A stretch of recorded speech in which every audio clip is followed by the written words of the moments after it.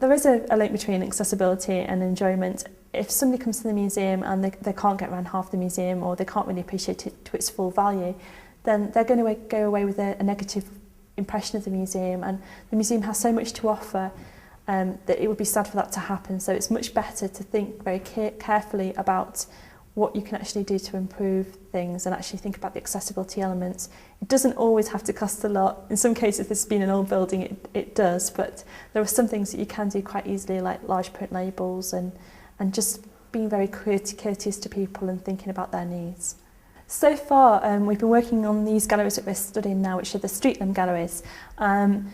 These were office spaces which we've converted particularly into new galleries. So there's 3 galleries in total.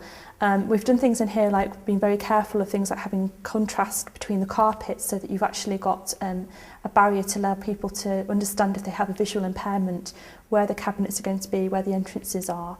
So that's one sort of thing. The labels around the outside of the galleries are all slightly larger print. We have pick-up sheets so that people can find out more information if they want to. So we've done different kind of levels of interpretation for intellectual access. We then have things that are tactile for people to pick up and actually have a feel of and understand that.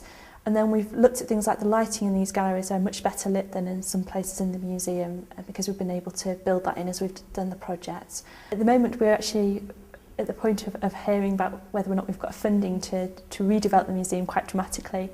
So it means we'll be able to have a new accessible entrance, which means we'll be able to allow people to come into the accessible entrance without having to wait for somebody to let them in.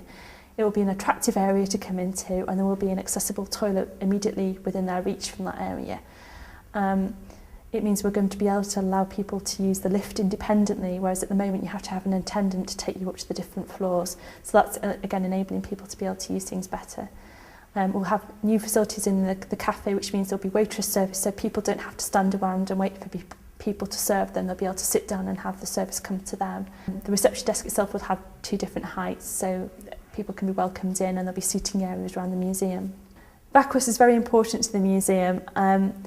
It enables us to have feedback from visitors as to the kinds of things they would like to see in the museum, and to make sure that it's meeting the quality service we actually need it to provide.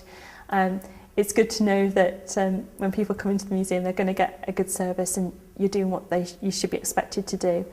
And VACWS has always been a very highly praised thing in the museum, and something we respect quite enormously.